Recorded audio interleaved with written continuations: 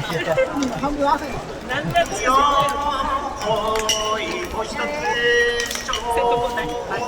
次、デコボコでよろしく、デコボコでよろしく。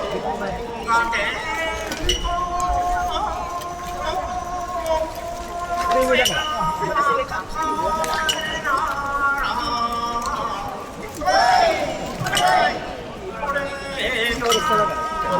下だね。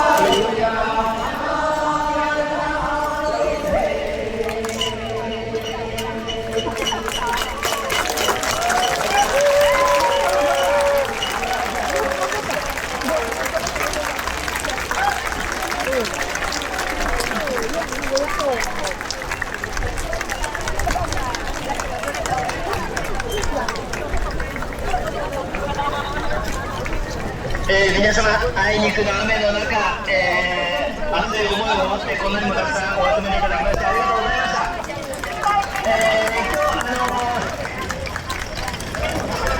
素敵な保存会の皆様に盛大な拍手をお願いいたします。ありがとうございます。